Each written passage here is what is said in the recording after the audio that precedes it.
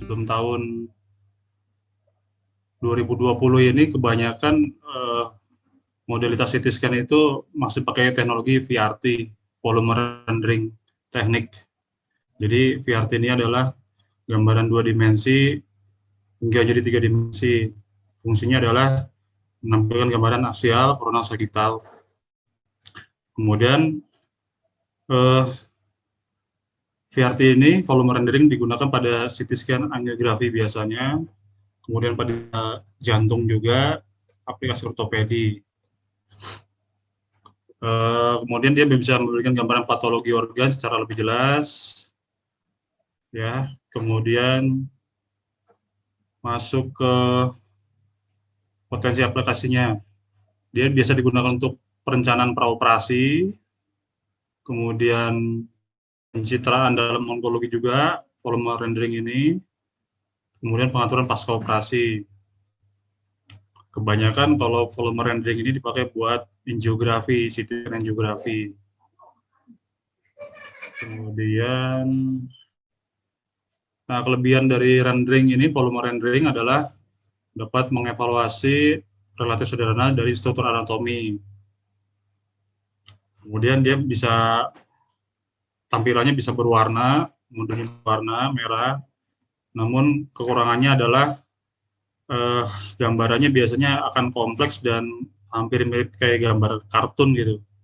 Nah, ini contoh tampilan VRT, volume rendering dari CT scan body angiografi ya. Ini kan masih kayak gambar kartun ini ya kalau volume rendering. Nah, tahun 2017 ke atas itu udah mulai masuk teknologi cinematic rendering. Visualisasinya sudah menggunakan 3 dimensi, kemudian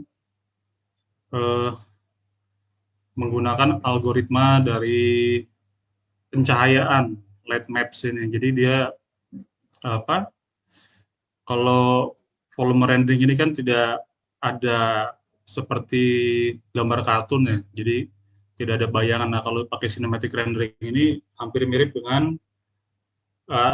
kadaver. Kadaver itu mayat yang diawetkan buat belajar para dokter-dokter itu. Kemudian hasil gambarannya dia akan seperti foto realistik. Jadi karena kan basicnya cinematic rendering ini diambil dari industri hiburan gitu ya, dari film-film animasi.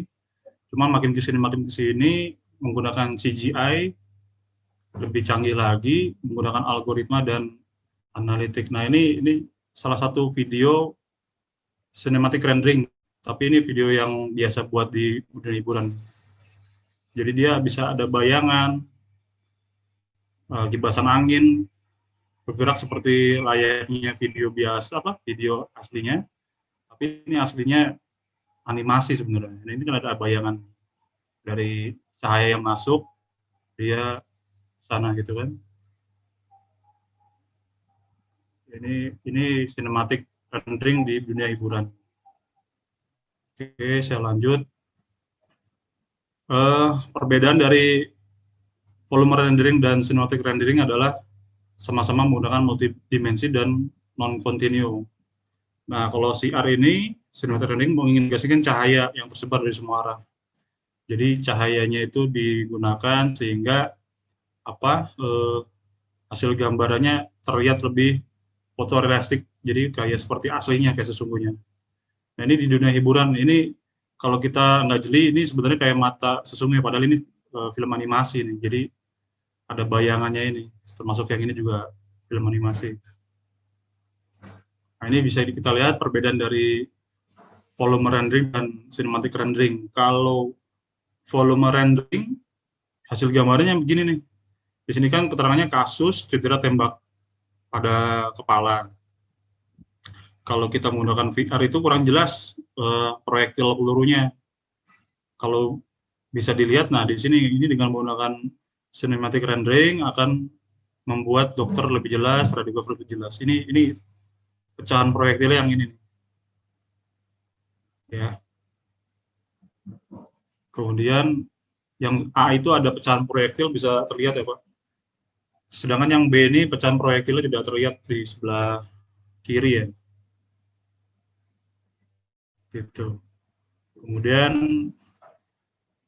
perbedaan gambaran VR dan CR juga sama. Ini yang sebelah A dan C ini menggunakan teknologi cinematic rendering. Kalau yang B dan D ini masih dengan volume rendering. Jadi perbedaannya signifikan dan justru malah terlihat lebih realistik, fotorealistik yang ini cinematic rendering ini.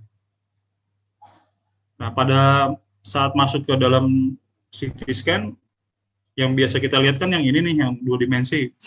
Tapi ini hanya dapat satu sisi aja. Nah, dengan adanya cinematic rendering, kita bisa melihat transparansinya yang di panah ini, yang ada gambar panah ini nodul-nodul dari massa di hepar. Yang tengah ini kita bisa lihat ini bagian-bagian yang lebih tebal dari hepar, terlihat jumlahnya malah terlihat lebih banyak metastasenya. Kemudian yang ini juga terlihat lebih jelas. Jadi ini kan secara nggak langsung akan memberikan informasi yang lebih banyak pada dokter radiolog, sehingga karena gambarannya lebih realistik,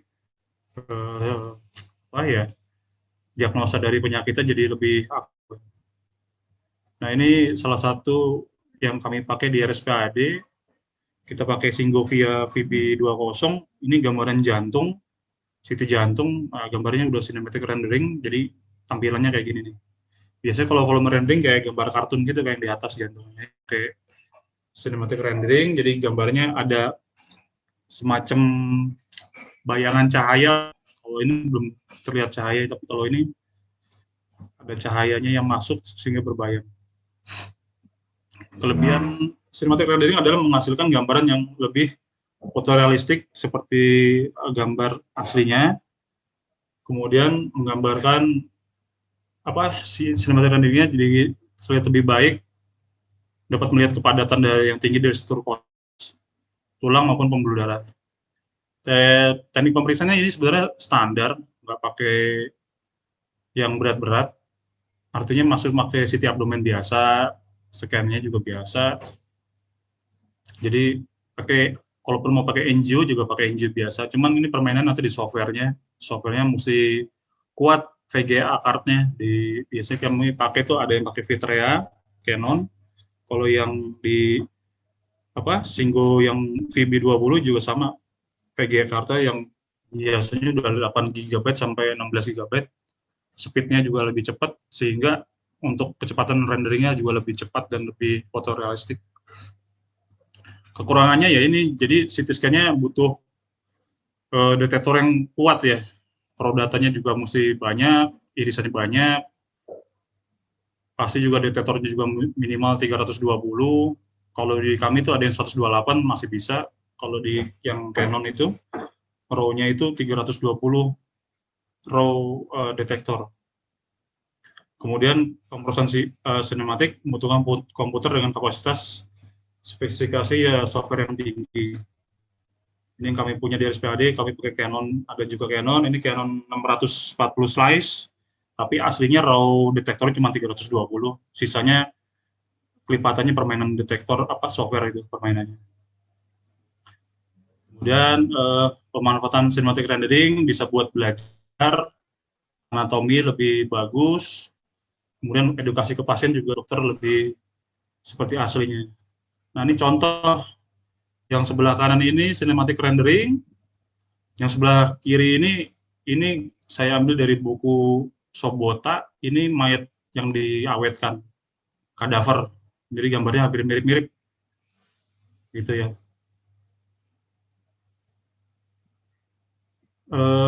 Kita langsung, nah ini kalau kita lihat untuk kasus hemangioma, kalau dengan yang gambar standar kan mungkin ini hanya seperti ini aja ya dokternya, tapi kalau dengan kita rubah ke software sinematik akan terlihat ini irisannya, dia warnanya nggak homogen, terus dia lebih gelap, lebih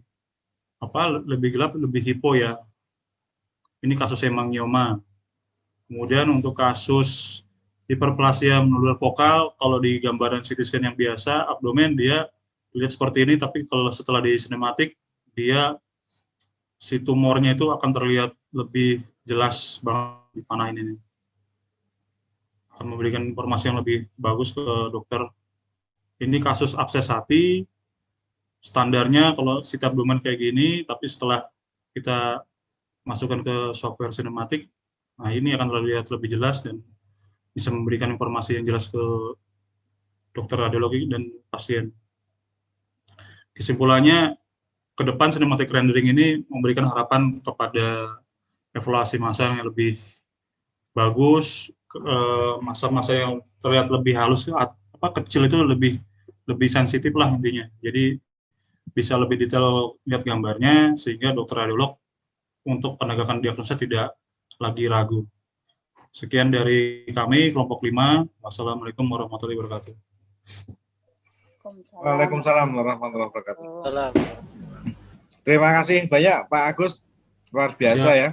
Untuk cinematic rendering ini memang terobosan yang sangat luar biasa, jadi lebih memudahkan untuk terutama mempelajari anatomi dari manusia, dan tentunya semuanya memang tidak lepas dari kemajuan teknologi ya, dengan memadukan